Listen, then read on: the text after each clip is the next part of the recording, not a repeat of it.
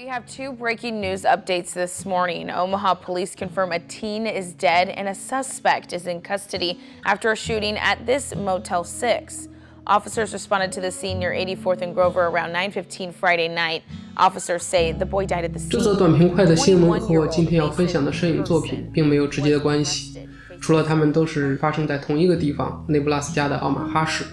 我只是在准备材料的时候顺手看了一下当地新闻。之所以把这个消息挂出来，完全是出于我个人很主观的感受，因为我隐约嗅到了今天要讲的这本画册和发生在这个地方的这个事件的某种联系。这么说可能会显得我很没见过世面，因为类似的枪击案在美国都算不得稀罕，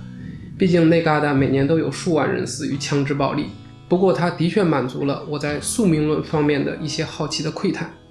我今天要说的是 Gregory Harpen 跨越15年的作品《奥马哈速写本》。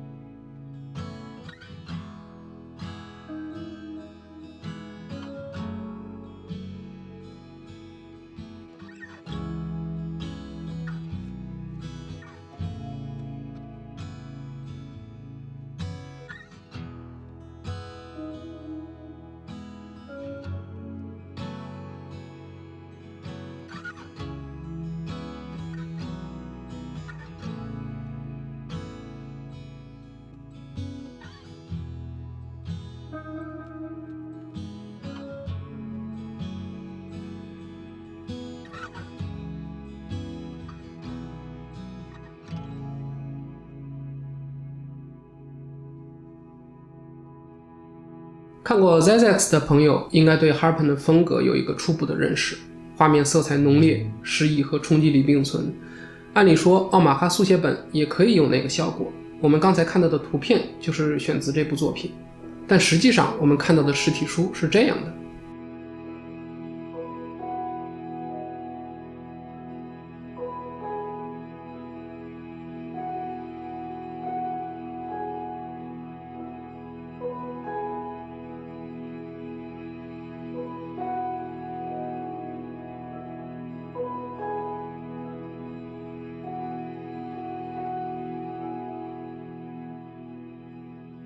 这个我过一会儿解释，先介绍一下这个项目的起源。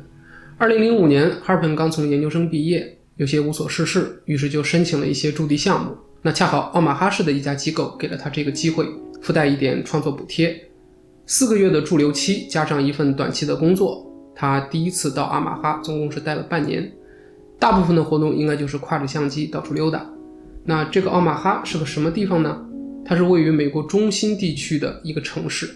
真的是地理上的中部，并不是经济或者政治上的中心。这里的人口结构主要是白人、共和党和基督徒。可以这么讲，大家对美国西部的成见可以直接套用到这个地方，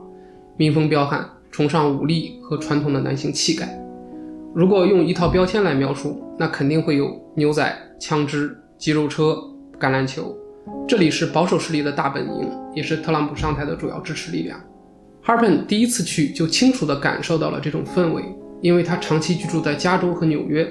所以中部地区对于硬汉的这种崇尚和自豪感让 Harpen 很有兴趣去探究一下他们形成的机制。不得不说，艺术家在某些方面是异常敏感的。2003年美国入侵伊拉克前夕，纽约时报刊登了小布什的檄文，并且配了一张照片。这幅照片给 Harpen 留下了深刻的印象。他说他在小布什的脸上看到了一种极度的自信和攻击性，但同时他也感受到了一种能力的匮乏。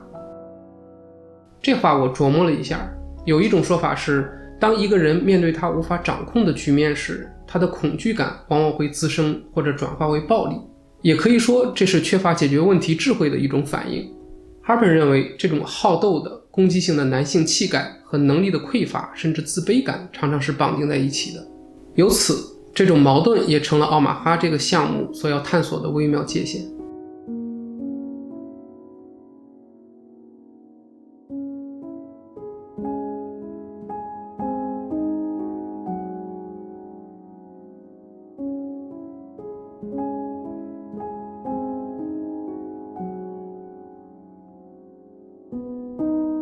值得一说的是呢，这个项目在奥巴马当政期间中断了很长时间，直到特朗普上台以后，哈尔本又再次强烈地感受到这种自信、自大和不安全感相互杂糅的社会情绪。而他的二女儿恰好又是在特朗普上台这天出生的，我猜他自己是有点不爽的，所以好像冥冥之中有股力量在推着他把这个奥马哈项目走下去。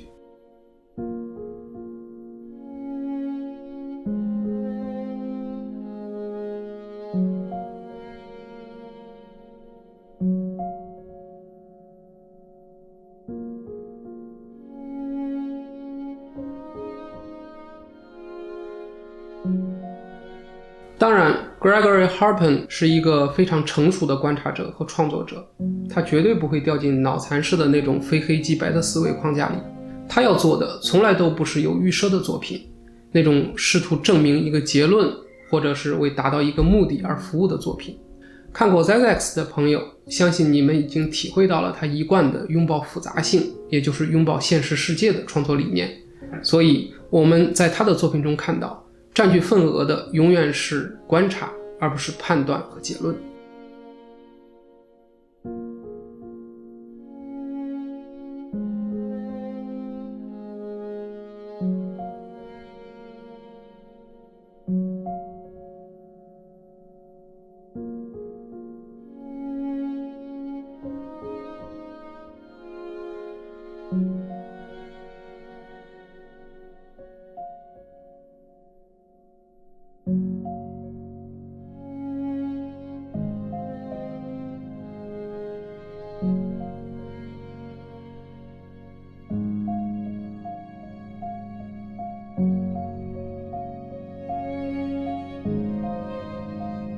就像 ZZX 里的南加州一样，哈尔本对奥马哈的描述也是探索式、提问式的。但是这一次他没有像 ZZX 一样以地理为线索，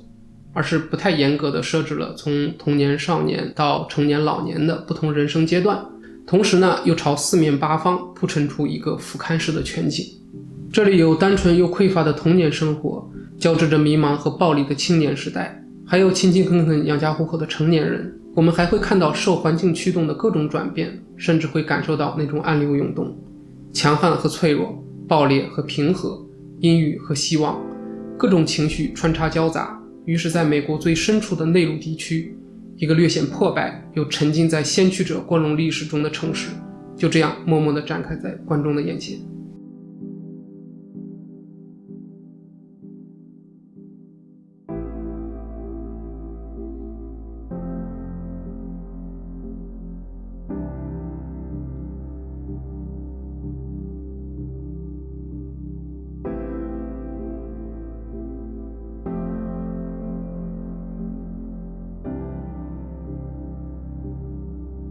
它的影像是叙事的，但表达却是模糊的。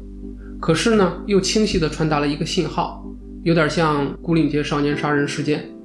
看似左边来一下，右边来一下，故事铺开来一大片，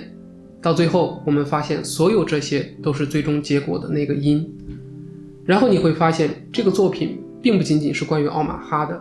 它几乎是一个永恒的存在，在地球的任何一个角落。一个人生于斯，长于斯，就注定了一个无处可躲的序幕。你可以安然接受，也可以试着摆脱，但你必须背负那些烙印，穿过它，去寻找那个让自己欣然接受的答案。或许这就是命运。我再说一下为什么图片那么小。首先呢，这本书的样式它本来就是翻印自 Harpen 的贴照片的小样的草稿本，它那个原始的草稿纸呢是从一个废弃的学校捡来的，五颜六色还掉色儿。在编排的过程中，他意识到背景纸的颜色和照片之间可以建立一种呼应，视觉上会有意想不到的效果。当然最重要的原因是，在这个时间跨度达15年之久的项目里，他是以外来者的身份持续观察这个地方。我刚才也说了，这个项目呈现了一个俯瞰式的全景，他最终选择的这种展示方式也是在彰显这种距离感。他并不强调自己有多了解这个地方，也想给出足够的空间让读者去感知他描绘的内容，这是他对于创作立场的一个强调。而且我认为这本书的编排和制作工艺才是最让人惊艳的部分。